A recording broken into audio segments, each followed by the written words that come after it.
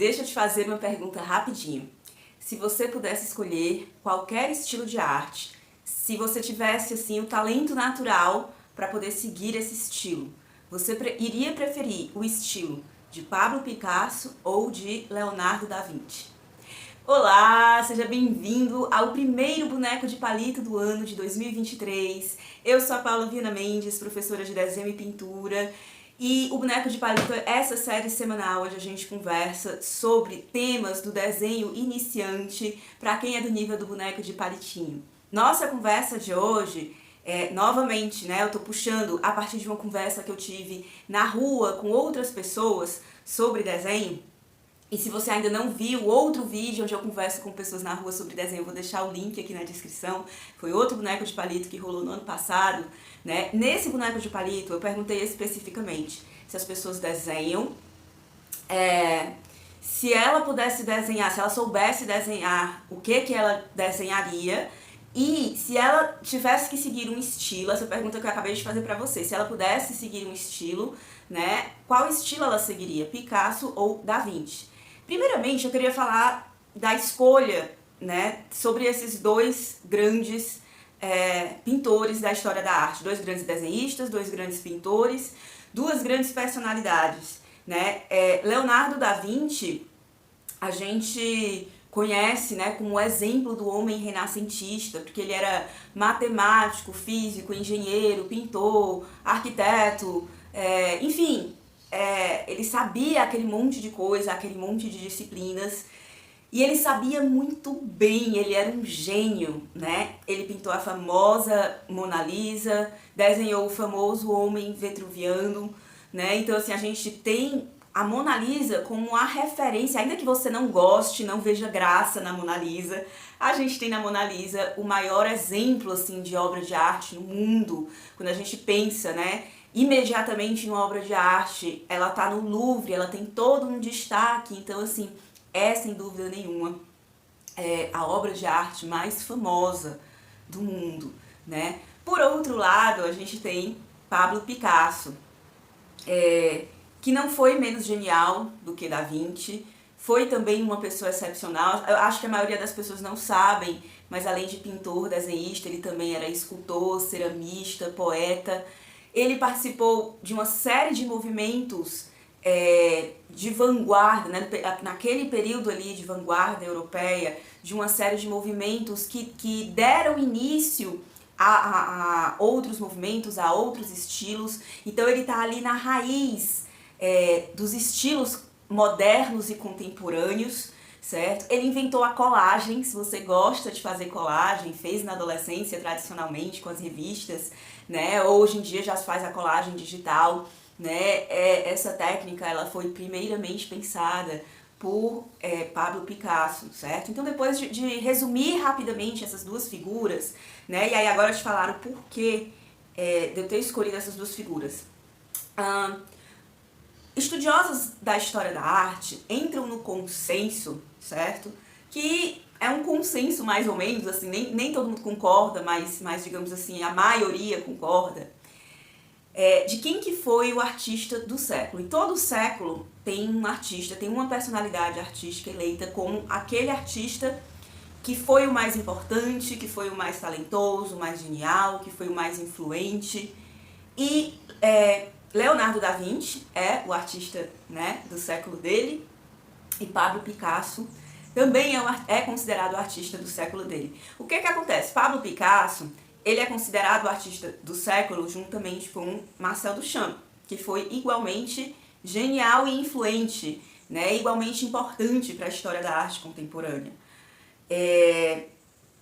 Mas ainda que ele tenha, assim, digamos, um co-artista ali, concorrente nessa coisa do título de artista do século, é inegável, né, o tanto que Pablo Picasso e o que ele fez dentro da arte influenciou e influencia até hoje a nossa maneira de fazer arte moderna e arte contemporânea, a nossa maneira de pensar, de ver a arte, certo? Então, agora que a gente conversou sobre esses dois assuntos, eu queria te mostrar a conversa que eu tive com o pessoal na rua, certo? São conversas rápidas, mas só pra... Eu gosto tô gostando, assim, de fazer esse quadro, né? De conversar com as pessoas na rua, porque eu acho que a gente desmistifica muita coisa. Quando a gente, às vezes, pensa na arte, no desenho, na pintura, de um jeito, e quando a gente vê a opinião das outras pessoas, né, ou a gente tem uma confirmação daquilo que a gente pensava, ou a gente vê que, de repente, aquilo que a gente pensa é bem diferentão do que as outras pessoas pensam, de uma maneira geral, tá? Então, vamos lá. Vamos ver o que as pessoas na rua... o que a gente conversou rapidamente sobre a questão do estilo. Eu tenho 20 anos. 20 anos e você desenha? Não. Não? Mas você estava dizendo que já tentou? Sim, já tinha tentado, eu tentei um curso online por um mês na internet, aí depois parei. Assim. Mas rabiscou alguma coisa? Rabisquei, eu aprendi a fazer a modelagem assim, do desenho, aprendi... não lembro exatamente qual era o nome, mas sabe aqueles bonequinhos de pauzinho que você faz antes de começar o desenho? Sei. Foi isso que eu aprendi a fazer depois. Legal. E se você tivesse chegado assim no nível que você queria, né, no desenho, o que você gostaria de desenhar? Não sei, assim, eu gosto muito de Monet, gosto muito desses quadros do pré-impressionismo. Então acho que talvez caminharia por algo do tipo. E qual que era a razão de você ter feito o curso online? Exatamente isso, eu comecei a pesquisar sobre arte, né? Eu li um livro chamado Isso é Arte, né? É um livro muito bom que traz toda a história da arte. E eu comecei a me interessar, comecei a me interessar por desenho, eu comecei a fazer esse curso. Legal. Você já trabalha, já faz faculdade? Faço faculdade, ciências sociais. Legal. E entre Picasso e Da Vinci, se você pudesse escolher assim, desenhar igual a um desses dois grandes gênios, qual você escolheria? Eu acho que escolher desenhar, acho que o Da Vinci. Mas eu gosto muito do Picasso. Legal, muito obrigada. Olá! Oi. Qual que é a sua idade? Tenho 21 anos. 21 anos. Eu posso gravar? Pode sim. Pronto, beleza. E você desenha? Não, eu pinto. Você pinta? Como que você chegou assim na pintura? Foi uma forma assim de distração mesmo, de sair dessa realidade e passar um tempinho dentro da minha cabeça. Foi na época da pandemia, antes, depois? Foi um pouquinho antes. Então já pinta há um tempo. Sim. Olha aí como é que tu pinta e não desenha. Como é que tu faz o rascunho? Porque às vezes eu gosto só de pintar direto na tela e ver o que é que vai sair dali. Legal, como uma forma mais terapêutica, Sim. né? Introspectiva. Sim. Legal. E se você soubesse desenhar, o que você gostaria, assim, os temas? Eu gosto muito de... Eu tentava, né, na época eu tentava desenhar pessoas. Eu pinto paisagens, porque eu não sei desenhar, então é mais fácil pintar paisagens. Mas se eu soubesse desenhar, eu podia desenhar mesmo pessoas, expressões que as pessoas fazem. Eu gosto de quadros que demonstram sentimentos, né, tipo a angústia das pessoas, o raiva, o medo. Legal, legal. E entre Pablo Picasso e Leonardo da Vinci, se você pudesse escolher um estilo, qual que você escolheria? Da Vinci, com certeza. Da Vinci, com certeza, legal. Gente, muito obrigada. Qual é a sua idade? Eu tenho 28 anos. Pronto. E você sabe desenhar? Desenho muito pouco. Na verdade, só desenho os pequenos tracinhos. Meu desenho ainda é bem singelo. Gosta de rabiscar? Legal. E se você soubesse desenhar mais, chegar em outro nível, o que você gostaria de desenhar? Pois hoje em dia eu desenho por diversão, né? Desenho um pouco, mas eu gosto muito de animes, né? Desses personagens, eu sempre senti vontade, né? De rabiscar algo a mais, né? Nesse estilo. Legal. E entre Leonardo da Vinci e Picasso, Pablo Picasso, qual estilo você gostaria de seguir? Eu conheço pouco, né? Mas assim, do pouco que eu conheço, eu prefiro Picasso, porque já é algo mais... que tem uma arte que me identifico mais, né? Que legal, muito legal, obrigada. É isso. Qual que é a sua idade? Eu tenho 37 anos. Legal. E você desenha? Sim. Sim? Legal. E com que idade você aprendeu a desenhar? Não é que eu aprendi, mas eu pratico desde a infância, porém é aquele praticar ainda não tão comprometido quanto poderia ser. Nunca parou e é autodidata? Assim, eu já fiz... Lembra que na minha época, não sei se você lembra, mas outrora havia umas revistas que ensinavam a desenhar. Sim. Então havia... tem aqui a forma de um felino, de um cavalo, de um ser humano, e a gente tentava copiar. Aí pegava a revistinha herói que tinha um ceia fazendo assim, perdão, tinha um ceia fazendo assim, a gente tentava copiar, e tentando e tal, até que Entrou um pouquinho, deu pra fazer certas coisas. Posso compartilhar com você depois uma foto de Rick and Morty homenageando Pinóquio. Que eu Que fiz recentemente. legal! Eu também, eu tenho 37, não parece, não é? Mas eu também peguei muito tempo das revistas. E o que você gosta de desenhar, assim? Você já falou que é mangá, né? A minha safra Heróis. são mangás, é Rick and Morty, é One Piece, é Naruto, é nessa vibe. Legal. E entre Pablo Picasso e Leonardo da Vinci, se você tivesse que adotar um estilo, qual que você queria, assim, se você tivesse que desenhar como ou Picasso ou Da Vinci? Seria Da Vinci. Da Vinci. Porque quando eu falo em Da Vinci, já me remete à ideia de que é um inventor. É um cara que falava, sei lá, acho que ele era muito inteligente em diversas áreas, né? Disso eu lembro. Então, ele desenhou coisas que só vieram a se concretizar fisicamente bem depois, né? Então, ele tá... Perdão, isso que era pra estar aqui mais perto. Ele é alguém que está muito acima da média para mim, então é nele que eu queria me mirar. Legal, muitíssimo obrigada. Então eu queria agradecer a essas pessoas que participaram dessas entrevistas. Muito obrigada por fazer parte desse quadro aqui do canal, Paula Viana Mendes. E agora que a gente viu, né, que a maioria das pessoas gostariam de ter o estilo do Da Vinci, eu queria que a gente entendesse o porquê, né? E começar também essa nossa conversa, essa nossa segunda parte da nossa conversa, te dizendo, né, você desenhista iniciante, por que conversar sobre estilo, sobre personalidades históricas, sobre artistas já consagrados dentro da história da arte, é tão importante para você que está iniciando, tá? A gente não desenha do nada. A gente desenha a partir de referências que a gente vai acumulando na nossa cabeça ao longo dos vários anos da nossa vida. Quando a gente é pequeno, que a gente vê, né, imagens, quadros, pintores nos livros de história, de literatura, que os nossos professores falam sobre essas personalidades pra gente, que a gente faz trabalho do colégio, a gente, por exemplo, vai criando esse banco de referências mentais. Se eu te pedir agora para me falar, por exemplo, 10 artistas da história da arte, de qualquer período, eu tenho certeza que você vai saber falar 10 artistas da história da arte, homens. Mas se eu te pedir um artista mulher, né, eu acho que já vai ficar um pouco mais difícil de puxar pela lembrança. E se eu te pedir um artista mulher que não seja do período moderno ou contemporâneo, eu diria que a grande maioria das pessoas leigas não vão saber, né, de outras artistas que pintaram, por exemplo, no período da Renascença, que foram contemporâneas de Leonardo da Vinci. Então, e por que isso, né? Por que a gente lembra dos artistas homens, por exemplo, mas não lembra das artistas mulheres?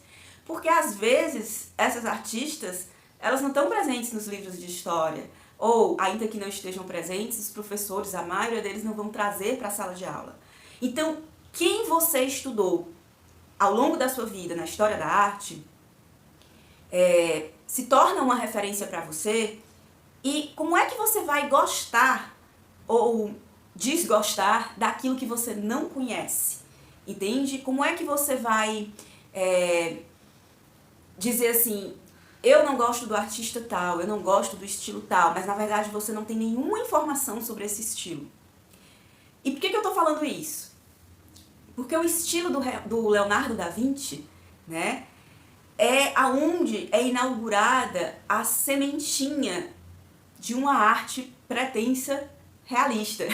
E eu vou explicar por que o pretensa, tá? É onde a gente começa, como humanidade, a pensar num estilo de arte que a ideia dele é capturar a realidade e pintá-la tal qual ou com alto grau de verossimilhança. Se você nunca tinha percebido que isso é um valor que foi passado para você dentro da história da arte, é por isso que a gente está tendo essa conversa. Para que você perceba que a ideia de uma arte realista, ela não vem do nada. E o motivo da maioria das pessoas, quando pensam em desenho, pensarem em realismo, né, ele também não vem do nada.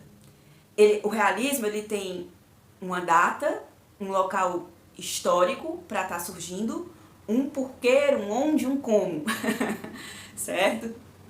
E a mesma coisa a gente pode falar sobre os movimentos de vanguarda, os quais Pablo Picasso iniciou, participou, proliferou, né? Então, agora, o que a gente vai fazer?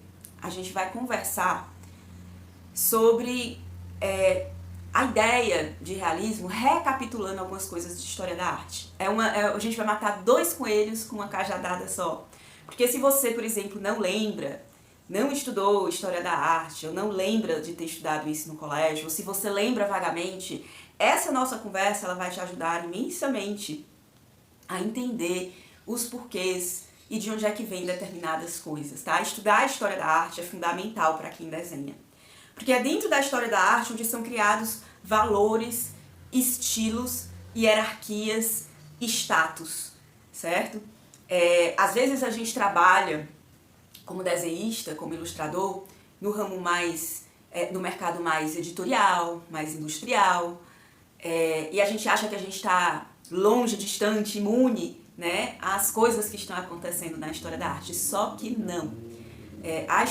O que está acontecendo no mundo da arte de hoje tem uma influência muito grande em todo o processo de criação, em todas as áreas criativas, certo? Então, a gente compreender sobre a história da arte é fundamental. Se a gente desenha porque a gente quer desenvolver essa veia artística, né? Ou se a gente desenha por hobby, mas assim, nessa pegada mais de arte, se a gente é ligado já mais a essas figuras artísticas, ou se a gente quer ir para o mercado, se a gente quer ir para algo mais industrial, né? Em ambos os casos, profissional ou hobby, ou uma pegada mais artística, uma pegada mais prática, compreender sobre a história da arte é fundamental, certo? Então vamos lá. A gente vem de um período antigo. Para a gente compreender a arte renascentista, que é a arte a qual Da Vinci fez parte, a gente precisa entender a arte antiga. E a arte antiga,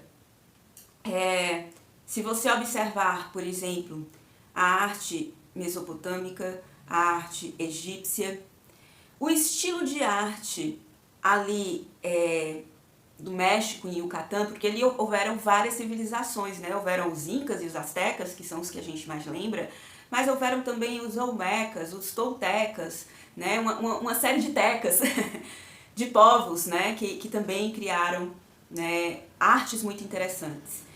Os incas, eles não são antigos em termos de período histórico, ou seja, eles não são contemporâneos dos gregos antigos, dos egípcios antigos, mas a arte deles segue o raciocínio da arte antiga, ali europeia, meso-europeia, certo? Então a gente está incluindo nesse pacote, eu falei incas, né, mas os incas são do Peru, o que eu quis falar são os astecas e os maias, né? Mas os incas estão no mesmo pacote, tá, gente? Incas, maias, os incas são do Peru, são da Colômbia, são aqui da América do Sul, tá?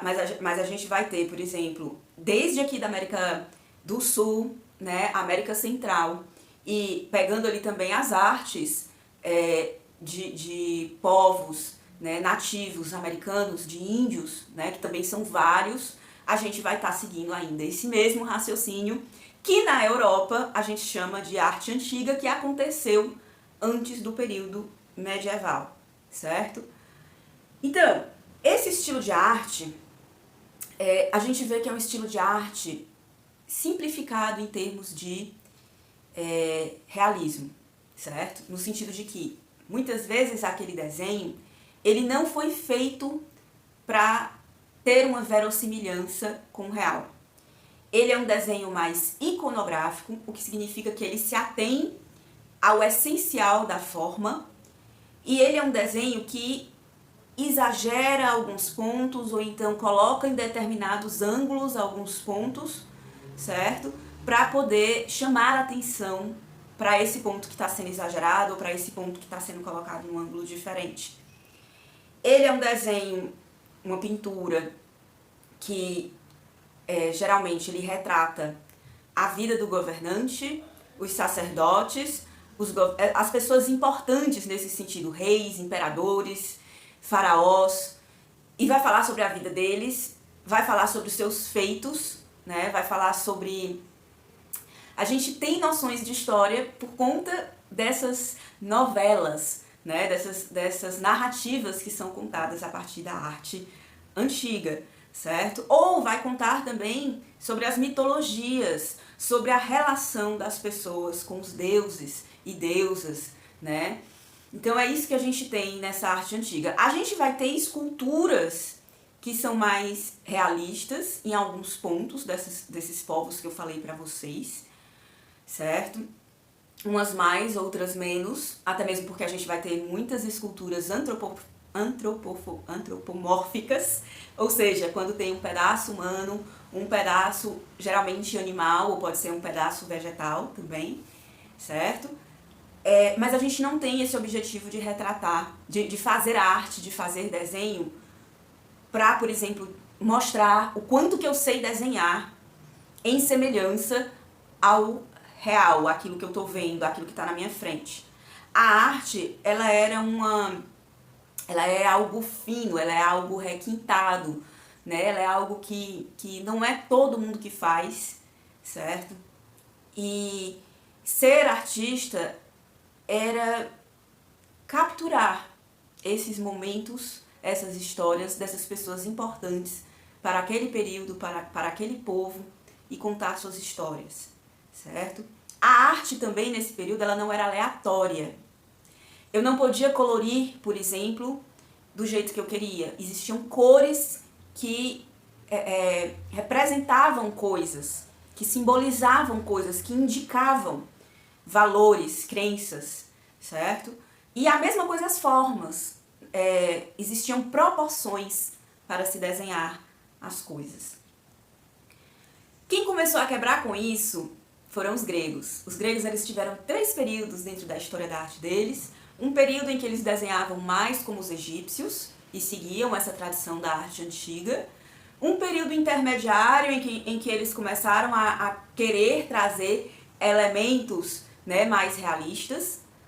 E um período onde eles assumiram, chutaram o balde, não, a gente vai desenhar, é realista mesmo, a gente vai fazer esculturas, a gente vai fazer uma arte que se assemelhe realmente aos deuses e aos reis e às rainhas, imperadores, os sacerdotes, do jeito que a gente está vendo. Por uma razão, os gregos eles eram obcecados com a ideia de beleza e de harmonia. Não de beleza no sentido de gosto pessoal, mas no sentido de proporção. Eles eram obcecados, assim como o mundo antigo era obcecado com a proporção áurea, no Egito, né, na península de Yucatán, no México, aqui na América do Sul, com os incas. Os gregos também eram obcecados com a ideia da proporção áurea, mas especialmente, né, com essa coisa da harmonia, da beleza. E aí eles levaram isso ao último grau na arte deles. Existe um documentário da BBC, que se você tiver a oportunidade de procurar na internet e tiver a sorte de achar, chamado Mais Humano que Humano, onde explica que a arte grega, justamente, ela ficou tão obcecada com essa coisa de retratar o humano nas suas proporções ideais, perfeitas, harmoniosas, que a figura humana que no final os gregos criavam nas suas esculturas, nos seus desenhos, eram humanos que não existiam porque eram perfeitos demais, bonitos demais, eram proporções que o ser humano mais belo ele não conseguiria ter, mais belo nesse sentido, né, de proporção. Então, por exemplo, o fêmur era alongado, porque uma pessoa mais alta, alongada, né, vista como uma pessoa mais elegante. Aqui no final da coluna, as pessoas tinham um pouco de... a escultura era feita com o que a gente hoje entenderia como uma leve escoliose, que é para poder deixar, né, o bumbum mais empinado, o ombro mais largo, para trás, mais esbelto, né? Então tem uma série de pequenas modificações que foram sendo feitas dentro da anatomia grega, né, que deixavam a anatomia humana linda, perfeita, mas que nenhum ser humano nasce tão perfeito daquele jeito. Por mais lindo, belo, maravilhoso que seja. Geralmente, modelos chegam muito próximo da proporção áurea. Modelos femininos e masculinos. Mas até a Gisele Bündchen, assim, até a modelo mais linda do mundo, não vai chegar ao nível de proporção que os gregos eram obcecados e retratavam suas figuras, certo? Aí a gente vai ter ali depois dos gregos, os gregos, né, eles foram conquistados pelos romanos, que também tentaram criar esse nível de arte realista, mas os romanos, em relação aos gregos, eles ficavam muito para trás. Né? Então, assim, a arte romana, nesse sentido de realismo, ela já deixa a desejar quando comparada com os gregos. Talvez porque os romanos fossem mais sinceros nas suas proporções humanas. E aí a gente vai ter ali outros movimentos, outros microestilos, mas aí a gente chega no período medieval, tá? Porque se a gente também fosse ater a cada um dos movimentos, esse vídeo vai ficar enorme, então eu vou me ater aos principais. Veja que os gregos, eles romperam com uma arte que tinha pelo menos um estilo de arte, uma maneira de fazer arte que tinha pelo menos uns 5.000 anos, certo? E, por exemplo, a gente está falando de Ocidente, mas se a gente for para o Oriente, a gente também vai ver, né, na arte indiana, na arte japonesa, na arte chinesa, né, uma arte 2D, sem perspectiva, ou com pequenos graus de perspectiva, mas essa coisa de retratar a perspectiva era algo secundário, até mesmo porque nessa época, gente, o cenário não era tão importante. Retratava-se a figura, o cenário era secundário, certo? E aí o que acontece? A gente chega no período da história da arte europeia medieval, e aí o que se faz? Se resgata a arte antiga, o estilo antigo, certo? Ou seja, a arte medieval, ela é bidimensional, ela é iconográfica, ela tenta se ater ao essencial das formas, as cores não podem ser escolhidas aleatoriamente. É uma arte simples, que inclusive tem gente que olha e pensa, que arte feia, parece arte de criança. Gente, que pensamento, que comentário, assim, não poderia ter mais coisas aí pra gente desconstruir, né? Não poderia ser uma crença mais limitante, porque diz que a arte, primeiro, como se a arte de criança não fosse arte, não fosse bonita, e pensando na arte feia medieval e comparando a arte de criança. Mas sim, tem muita gente que vai olhar a arte medieval e vai pensar assim, que hiato foi esse dentro da história da arte europeia? Hiato nada. Hiato foram os gregos que pularam, que decidiram, né, adentrar nessa coisa do realismo. Para ser justa, em alguns cantos pontuais da África e alguns cantos pontuais no mundo, a gente vai ter sim esculturas mais puxadas para o realismo e alguns desenhos realistas. Eu já vi também comentários de pessoas que acham que os antigos, eles não desenhavam realismo porque eles não sabiam. Isso não é verdade, certo? Eles desenhavam do jeito que eles desenhavam porque eles queriam, existia um motivo, existia um porquê. E muitas vezes esse porquê era relacionado à humildade humana, no sentido de que se acreditava que criar era um ato que só era perfeito quando era feito pelos deuses, pelas deusas, pelo divino. A criação, o poder criativo humano, se você entende um pouco de mitologia, já ouviu alguma mitologia, nós seres humanos, nós roubamos o nosso poder criativo, né, através de deuses trapaceiros. Por exemplo, na mitologia grega a gente está falando de Prometeus, certo? Que roubou o fogo que é um símbolo da criatividade, do conhecimento, da sabedoria, da iluminação dos deuses, e trouxe para a humanidade e foi punido por isso, né? Então, dentro das tradições antigas, a criação ela era extremamente respeitada e entendida como algo divino. E por essa razão, os seres humanos eles nem tentavam, digamos assim, nem tinham essa pretensão de querer criar algo tão perfeito como os deuses. Além disso, a gente interpreta criar algo com verossimilhança como real, como certo. Eu tô olhando aqui o microfone na minha frente, eu vou desenhar esse microfone exatamente como eu tô vendo. Mas, no pensamento antigo, para as civilizações antigas, o real, ele não é necessariamente o verossimilhante, aquilo que está estampado na minha frente, que eu posso captar com os meus 5 sentidos. Pelo contrário, existem camadas de realidade, certo? Então não se tinha essa pretensão de primeiro escolher uma realidade, dizer que ela era correta e dizer é essa aqui que eu vou pintar, que eu vou desenhar, que eu vou retratar. Estamos chegando, né, então, na Renascença. Para fechar aqui, para a gente poder entender, a gente sabe que o período medieval foi um período em que a teologia, né, a sociedade era organizada a partir dos valores cristãos, onde Deus estava no centro da sociedade, no centro das coisas, das hierarquias. Era uma arte religiosa, certo? Era uma arte, foi nessa época que surgiu também as primeiras ilustrações, a partir das iluminuras, que eram aquelas ilustrações feitas pelos monges copistas, que copiavam as Bíblias, porque ainda não tinha prensa,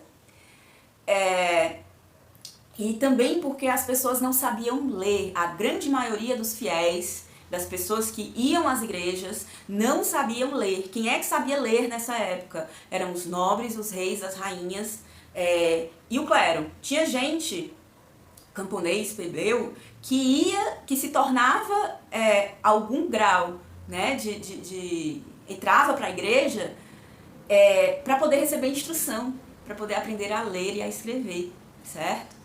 Dizem que Frei Jordano Bruno foi uma dessas pessoas, né, que ele foi um filósofo que morreu pela Santa Inquisição, que chegou apenas ao cargo de frei, mas que o objetivo dele era se instruir, né? Era ter acesso a conhecimento, a leitura, a escrever, etc, etc e tal, tá? Então, a gente está nesse período que, na época da Renascença, passou a ser chamado de Idade das Trevas.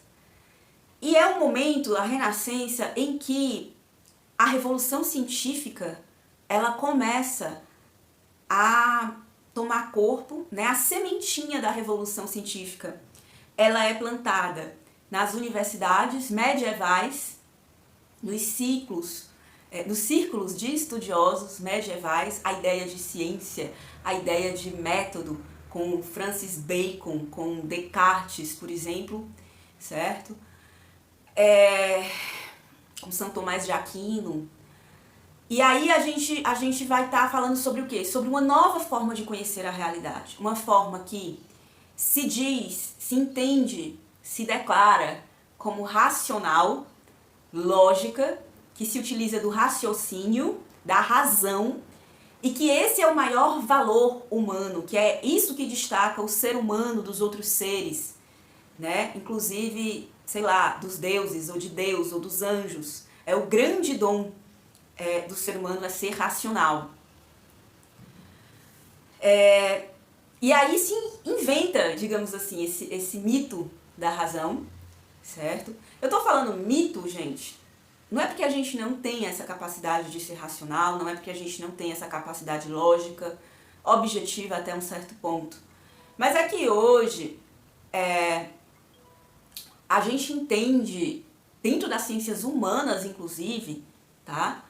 Que a razão humana, ela é um espectro, ela tem um espectro, ela vai até certo ponto, ela alcança até certo ponto.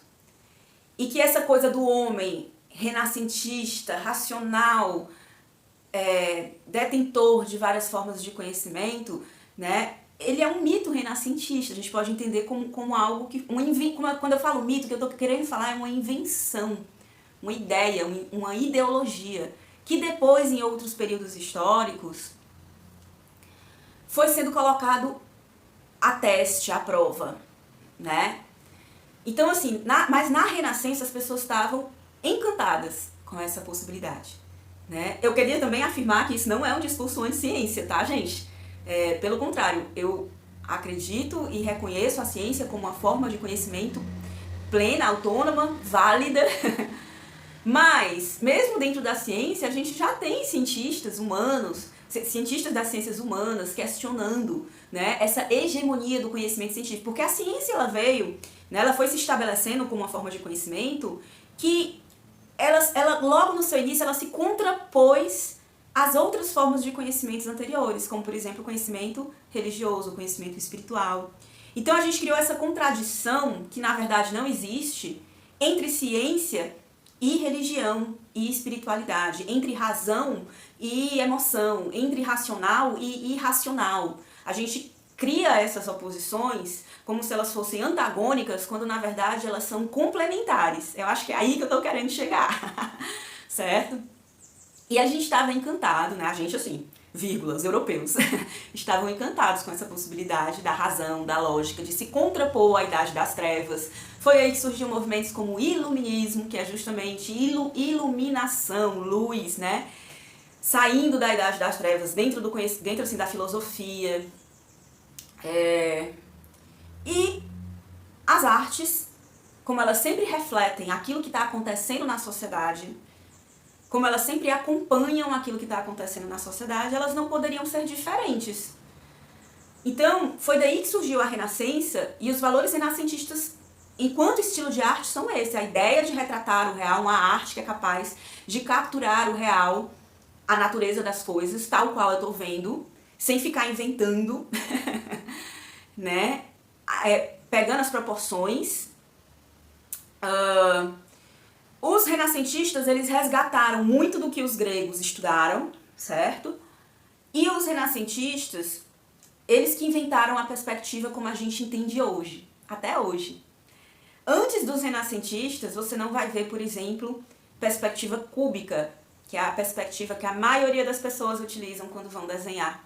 A perspectiva cúbica é uma invenção renascentista. E o que consiste a perspectiva cúbica? Consiste em criar um espaço cúbico onde você encaixa pontos de fugas, né? Pode ser 1, pode ser 2, pode ser 3. E aí você vai criar objetos com profundidade, né? Pegando as 3 dimensões, altura, largura e volume, né? E isso vai dar uma sensação de realismo, ou seja, de eu estar vendo, vai pelo menos estar mais próximo da ideia do objeto que eu estou desenhando. Quando eu falo sensação, é porque o papel, a tela, a parede, o computador, eles são planos, eles são um meio bidimensional. E, portanto, não é como na escultura, por exemplo, que eu crio realmente um objeto tridimensional com as 3 dimensões. Então é apenas uma ilusão de tridimensionalidade, percebe? Estamos chegando ao fim dessa nossa conversa. Espero que vocês estejam gostando, estejam tomando notas. Se está gostando, não esquece de curtir, não esquece de comentar, certo? Então a gente chega aqui na Renascença, e cujo ápice, o símbolo desse movimento dentro das artes, desses valores renascentistas, é Leonardo da Vinci.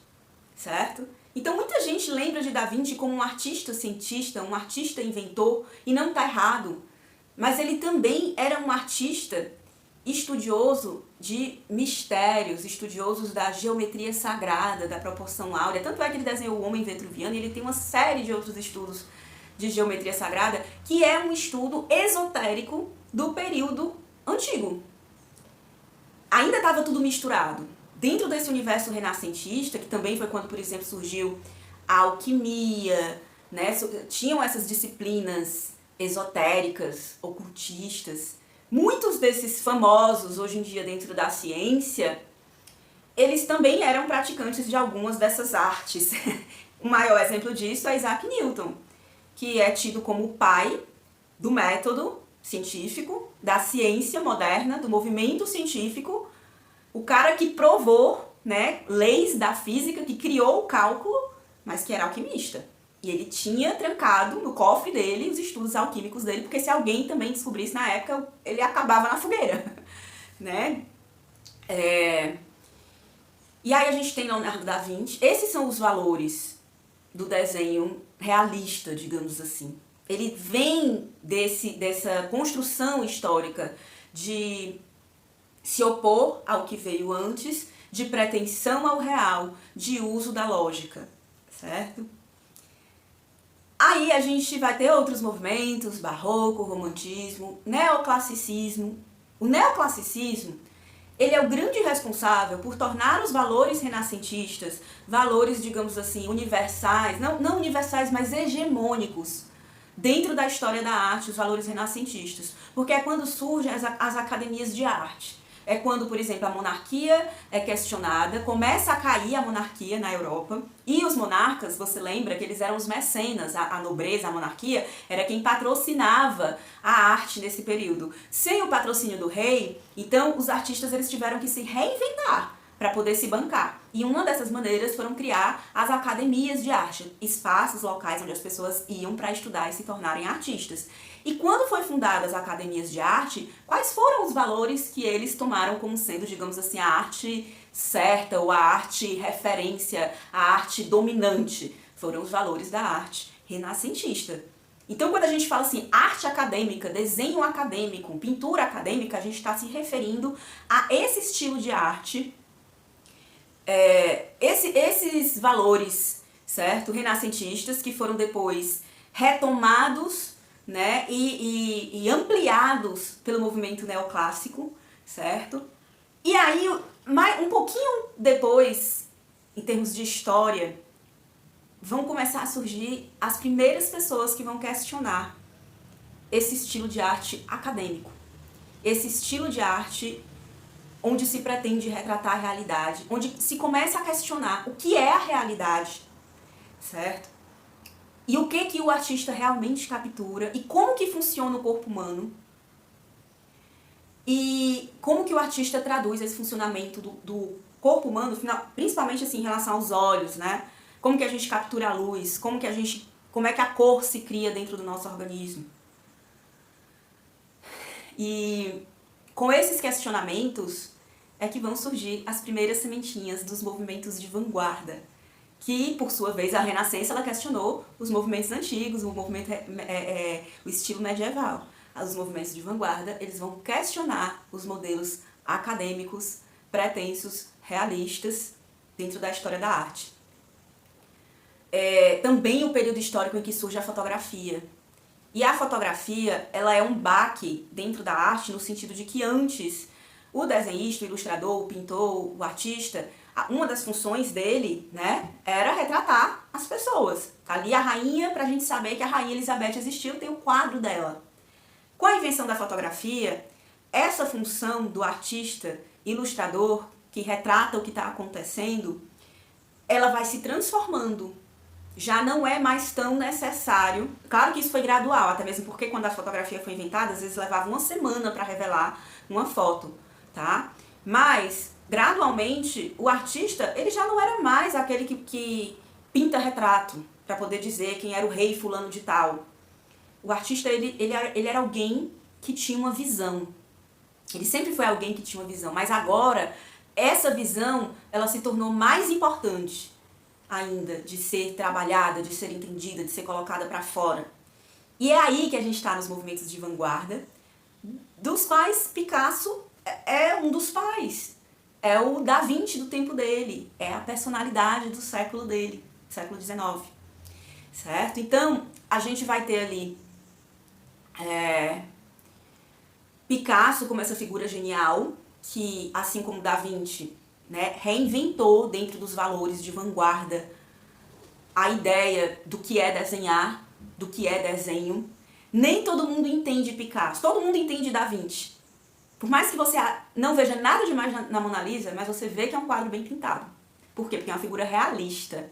Mas nem todo mundo entende Da Vinci, porque Da Vinci é mais malucão, tem uma linguagem visual ali por trás que ela não está acessível a todo mundo, entende? Ou que você precisa quebrar com essa série de pensamentos que nos foram colocados, de que arte boa é arte realista, arte certa é arte realista, é arte acadêmica, para entender Da Vinci. Você precisa se questionar.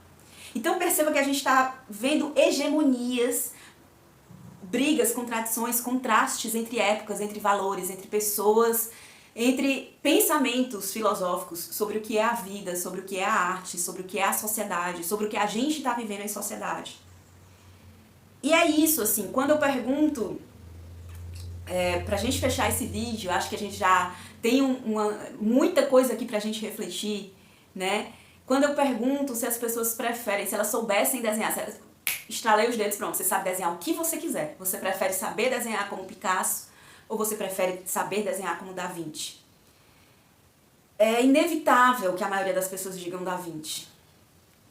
Mas é fundamental que você que está querendo aprender a desenhar entenda que Picasso é igualmente valoroso, é igualmente genial. Que existe ali em Picasso tanta construção, tanto pensamento quanto há em Da Vinci. Que Picasso não é o desenho... tem gente que olha a arte moderna, contemporânea, e meu sobrinho de 4 anos faz melhor. Não é. Existe algo ali por trás. E talvez a gente não devesse se perguntar se eu quero ser Picasso ou se eu quero ser Da Vinci. Talvez a pergunta é o que eu posso aprender com os dois. É não excluir nenhum nem outro, é não dizer arte tal merece mais, é isso, é melhor. Mas entender que toda forma de arte é válida, que toda forma de expressão, de desenho, de pintura, ele faz parte tanto de uma história pessoal como de uma história coletiva. E que você que está querendo aprender a desenhar, sem saber, está fazendo parte dessa história. Espero que vocês tenham gostado. Eu me diverti pra caramba. Tô inaugurando aqui meu microfone novo, um presente do meu noivo. E é isso, gente. Começamos o ano com toda a força. Se você gostou, não esquece de gostar, de comentar, de me dizer o que você mais gostou. E eu vejo você nos próximos vídeos. Adeus e obrigada por todo o peixe.